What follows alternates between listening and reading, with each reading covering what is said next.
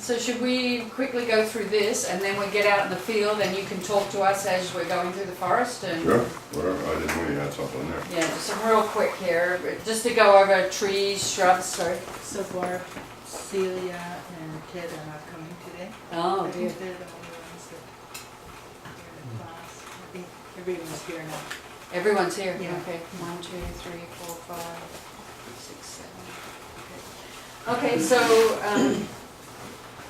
so some of the plants that we're going to see, possibly, maybe not all on here, but I just wanted to quickly go through again what's a tree, what's a shrub, that kind of thing. So as we go through, if you know the names of these again, just to refresh our minds. So I'm sure everyone knows this one. Cedar. Okay, and that's an evergreen tree and has lots of medicinal values. And we're going to see one of those out there, so you can talk about it when we're out there. Okay. Okay, so... Remember? That's right, yeah, trembling aspen, and that's a It's deciduous. Populus tremuloides, they call it in the language. And Stratlium? I don't know what it is in Scotland. Look at English now. Okay, and that's a deciduous tree, a tree that loses its leaves. That's older, yeah, that's right. And again, another deciduous tree, and a tree that grows more kind of in wet areas, but not Yeah, always, grows but along the more, creeks. it is a riparian plant. They actually get pretty big. I've got something like that big growing along the creek. Yeah, Not just one little shrubs. and so juniper, and this is the low growing one, a common juniper, and it's, yeah, so it's kind of classified as a shrub. It's an evergreen. An evergreen shrub, it's, yeah. The berries from that plant I use as a medicine, and those are 1-year-old berries, that's why they're green. It takes them 2 years before they'll get blue. Okay, and this is one that we're going to go out and see today. Devil's Club. Right. And that is a shrub, so, and those leaves all die back down at the end of the, once winter hits here.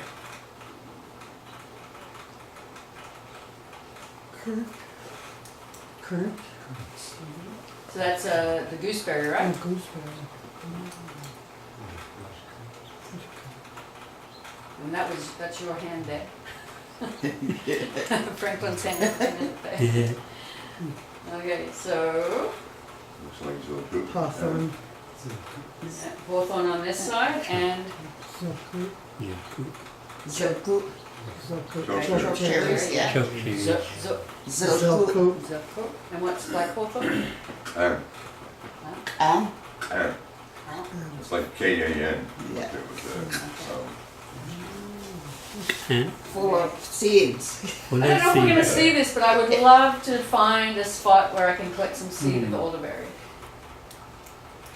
That's the red elderberry? That's the red, but blue, and there's also white, right? There's 3. Black. Black, Well, the blue turns black later. Right. There's red and blue. red and blue, I yeah. think they're both about where we're going there. Oh, really? I'd love to. There's some blue I know right beside the road. Oh, good. I don't know if they're quite ready, but maybe. Okay. I usually go and harvest, I harvest the flowers in the springtime. Yeah. Because in the fall time it's more, well, the flowers are easier to use. I go and harvest the flowers, all I gotta do is grind them up and make tea. Right. And what are they good for? For the flu. Oh, okay. Actually, if we're like, that's one of the things that's on the back burner sitting over here to be used. Every year I've been harvesting it, but the bad flu hasn't come. As far as I know, when the bad flu comes, if you guys can remember, if you get the bad flu, you will need elderberry flowers, yarrow flowers, and devil's club root bark. And you combine the 3 for the bad flu, that'll become.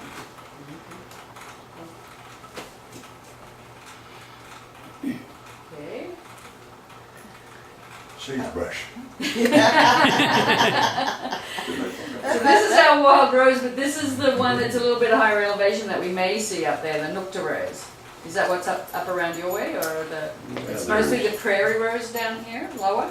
Oh, there's rose bushes all the way. There'll be Yeah. rose bushes up where we get. And they get bigger, so they're probably the Nukta roses as you go further up.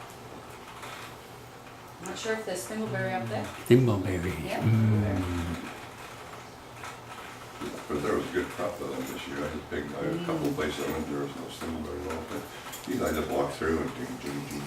You can't pick them to keep because they get mushy easy, right? But I just go through and Yeah. it's like a bear. They're very good, yeah. It was my lunch one day.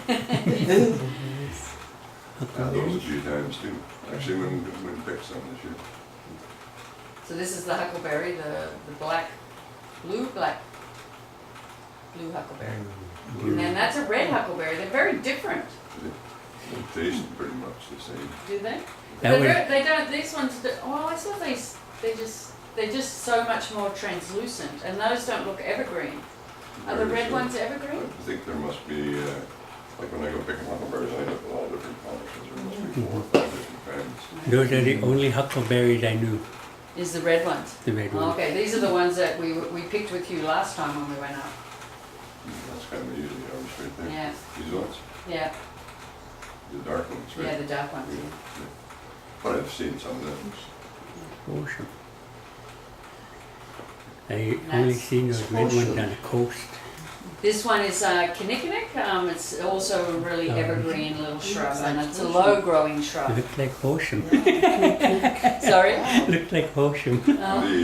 The grouse will a lot of times will eat those berries. Grouse. Arctostaphylos uberursi. That's the Latin name for that one. And there's that was used in tobacco mixes, right? Yeah. Yeah. And it's Berries yeah, or it's leaves? medicine too. It's a diuretic, isn't it? Leaves. No, I think it's the most bitter herb that you'll ever taste for sure.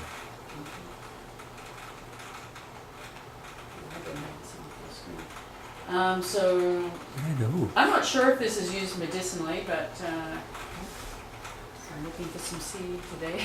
I think it's more, I don't use it as medicine. No, Princess Pine. There's lots of it around.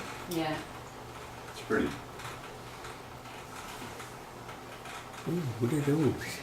That's the hollow, right? Ooh,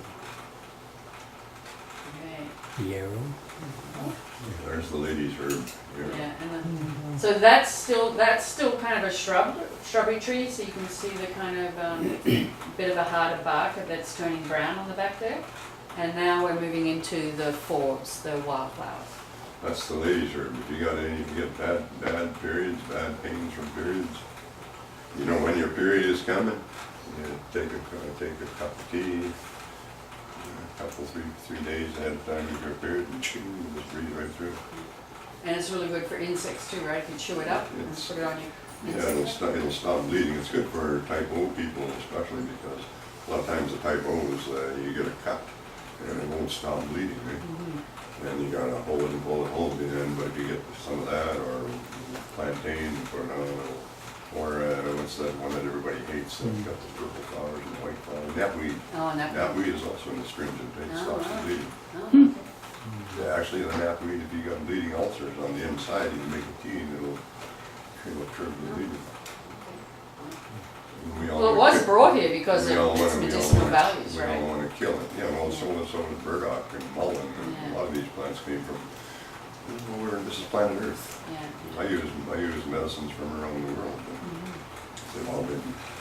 they've all been transferred around, right? Some of the ones that I think some of the plants that we used to use were kind of dangerous. And especially if you weren't going to, like some of the people that wanted to go on the vision quest, they would use hellebore and stuff. You know, the hellebore brings you near death and a little bit too much and you're gone. Yeah. Just the right amount and you get to see a few things and you come back. But dangerous. It's When great. that And so we have Pearly Everlasting, so we'll probably see some of that up there. I'm not sure if it was used as a medicinal or. Yeah, it's got some aspirin-like qualities, not as good as the yarrow. The yarrow is marsupial. Right. Stinging nettle. Nice. Stinging nettle above the flower. Like anybody that uses aspirins, if you have any of your relations that are on these cards of pills, or any of your friends, anybody's on the medicine of any kind like that, they should be drinking stinging nettle tea every day. Stinging nettle tea cleans the liver. Our liver is right here. And the arteries go out and the veins come back. Hey, all the veins gather at the vena cava. That's the main vein that goes into the liver. So all the blood, after it's been used, it comes back to the liver, and it goes through the liver, and it gets clean, gets the toxins and everything removed from it. And then from there, it gets pumped to the liver and gets, to the lungs, and gets oxygen shoved into it, and then to the heart and back around. So you just go round and round and round. So you got to keep a clean liver. If you don't have a clean liver, you're pumping dirty blood through your system, and when you're pumping dirty blood through your system, that's when people get psoriasis and eczema and all these skin diseases because you got dirty blood. And then other diseases too that are not so visible. So stinging nettle, everybody should use it every day. Yeah. I And do there's, it. like a lot of people will use it in the early spring as a toxin, you know, to get rid of all the toxins in your body and that have come from more sedentary I times during the usually- winter. I usually mix stinging nettle and mullein together Oh, for my tea. The roots, Mullein tea helps the lungs and the stinging. roots or the leaves or? On this, Yeah. I usually wait till, like I went about a month ago and I picked them, they were that tall. Actually taller than that, they were like that tall. But I have the scissors and I just go to the bottom and grab the stems and use scissors, jing, jing, jing, jing, jing. My hand falls up and I grab them, pull them out, and I pull it over like that, and I keep doing that until I get a big wad like that. I grab that big wad and I walk over to my truck and I throw it in the back of my truck, and then I do that again until I got 6 or 7 big wads like that in the back of my truck. And then I drive up to my farm and I got this big tall shed at my farm.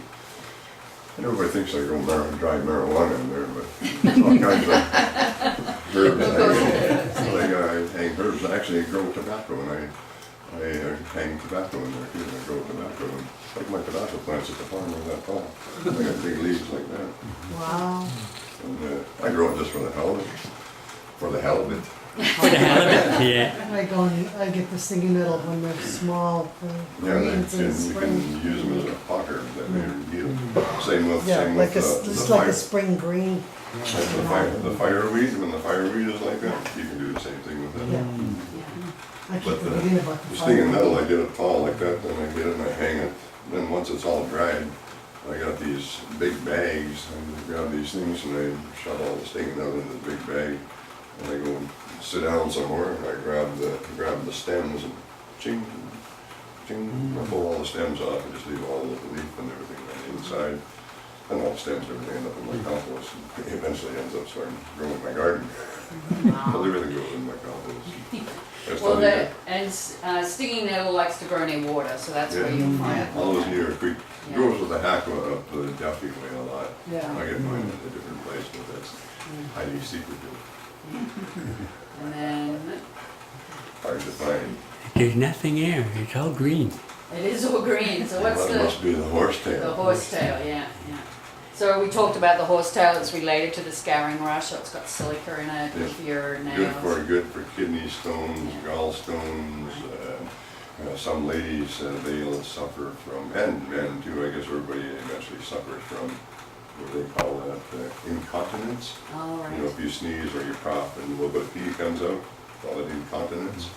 You can mix horsetail with yarrow as a tea, Oh, okay. and it'll tighten up the sphincter and stuff in you when you cough. You won't chew. That's good. Yeah. I'm gonna start taking some of that. Gotta remember that one. But it's a thing that everybody, that people should know, because Yeah, that's a if good you want to fix it, take the herbs, it'll be fixed. Yeah, If you want to pretend, well, you just talk about it. yeah. Lots of people just talk about it, because it's not convenient. So horsetail and yarrow. Horsetail and yarrow, yeah. About 50-50. Okay. Now what's this one? I forget what this one was. Is, That was up where you, where you took us? Is that wild ginger? No, it's just, it's only little, it's not a big leaf. it's obviously something, I Well, we'll don't, look I don't use it as a medicine. but No? Okay. I'll take a look maybe. Okay, this one's a medicinal one. Yeah, that's, it's like water plantain, it'll stop bleeding, and it's rattlesnake plantain, they call it. Beautiful little plant, so hopefully we'll find that today. Yeah, it'll be in the swamp. Yeah. So these are all a little bit areas, plants that grow in kind of wettish type areas. This is one of the earliest plants as a kid. I used to go and get with my great grandma. I didn't have a freaking clue what it was. Like, one day I was with my great grandma. She was over by the chicken house and leaning over, and I was walking over there to her. And she was throwing up, and she drew all this blood clots. I didn't know what time it was. I was a little kid, right? And later on, she gets me, and we go down by the lake. And first time I saw this plant, she said, we gotta dig this plant, dig. So I started digging and dig down. She said, no, gotta dig more, and dig more. You gotta go down about that far before you find there's a tuber, right? And it's a gnarly looking thing. I was amazed. I thought, it blew me away that there would be this funny looking tuber at the bottom of this plant. And after that, when I saw my grandma throwing up, I knew we'd be going down to the deal. The first thing I did was get a stick and start digging. I knew that she'd be wanting to serve me. And it'll be in the swamp here. So full Solomon seal. It's a woman's term, similar to yarrow, but for different purposes. Now this is in your swamp too. I think that's the, is that the wild ginseng?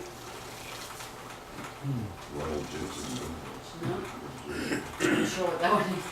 So there's also non-native weeds that are used for food and medicine, and of course they arrive with settlers, I suppose, and spread throughout the territory. But a lot of people pick them up fairly early, so that even in the books here, even some of the non-native plants have medicinal uses that the Statlium and other tribes use. So some of those are... There's water plantain, that's the same as the rattlesnake plantain, it'll do the same things. It's it'll stop bleeding, and those long stems that come up, these flower heads, these guys, in the fall time when they're mature and they've turned to seed, you can actually go and pull them like that and get all the seed out and put them into a container. And if you had toxemia, you're pregnant, you get the swollen feet and stuff, you get toxemia, you can ingest them. Get rid of seeds, and they're supposed to absorb 100 times their weight in water. Oh, It takes the water up. Oh, Hawthornberry will do that too. oh really? Oh, okay. I know my sister, and that's up on the old reserve Scotchman. seeded? Felicia? Was it Virginia Scotchman? Oh, yeah. She came for the Hawthorne a couple of times. My sister Cindy did too, because of swollen feet. Mullein. That's a good plant. It's good for the leaves are good for taking for lungs or asthmatic problems or anything like that. And the little flowers, like I'm still collecting flowers this year right now. Because it takes long to collect Yeah. to fill up. I fill up a pint jar Yeah. of the flowers. And I must be half a pint now. And but I don't do that every year. I do it every 3 years or something like that. And after it's full, I fill up the thing with olive oil and seal it and throw it in the cupboard for 3 or 4 months. It's And great. then when people come along with what things for their ears. Yeah. Well, my son, he used to always get infections in his ears, and a few times we went into the doctor and got antibiotics, and I went, no, I'm not going to keep doing that. So we used the mullein, and he only ever got ear infections probably a couple of times after that, and we treated it with mullein, and it went away. The ladies in town used to call it the magic medicine they come with. And I had a little, I could go to the drugstore and you can buy these little brown bottles with a squeeze thing on them. Right. So we have dandelions, and that is a food source as well as its medicinal values. You eat it, make tea out of it, out of the leaves and the roots. You can we can make wine. Yeah, my wine, yeah. And then we have a few other ones here that we may see out on the road, because right now the chicory, at the bottom one here, chicory is flowering. The other one at the top there is just the alfalfa flowers, but And we have a lot of chicory in the farm. yeah. And then there's the chickweed as well, which is found more in damp It places. grows all over in my garden. Yeah. So they're all plants that weren't here originally, that came with the settlers. So just a quick overview. So we know all about trees and the deciduous and the evergreen, and then all the different shrubs that were used. And forbs, we've looked at those. We haven't done grasses yet, and I always want to do grasses, but we may see some grasses out there that we can talk about. We talked a little bit about giant wildripe, but anyway, just a quick overview of ethical use of plants. So Aboriginal people, of course, have always used plants sustainably because they wanted to make sure there was always plants there for the next generation. And so they would maintain through fire, through the spreading of seed, and also harvesting methods that promoted growth. And we talked a little bit about what we learned about up in the Bridge River there, up at the end of Duffy, yes, thank you. That in the wild potatoes, if you harvest the wild potatoes, they actually get bigger.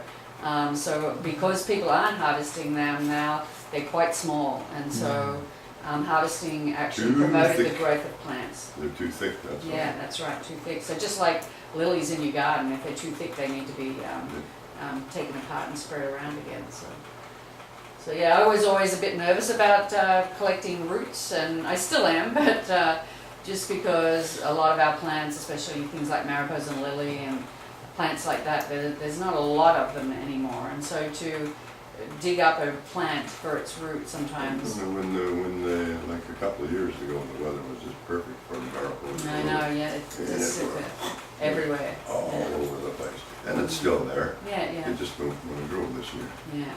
Like I was reading somewhere that's what some seeds they sit in the ground for, I forget how long before they. It's gotta be the right temperature for Yeah, them yeah. to be able Before to, they'll Yeah. sprout. yeah. Even mushroom spores will sit for years and years and years until it's right. And Yeah. who would think such a little spore could last so long? Right? Well, they found a seed from a squash from like 3,000 years or 30. Oh, really? And it was and still viable? Yeah, and Oh, wow. they grew it. Yeah. Yeah. Cool.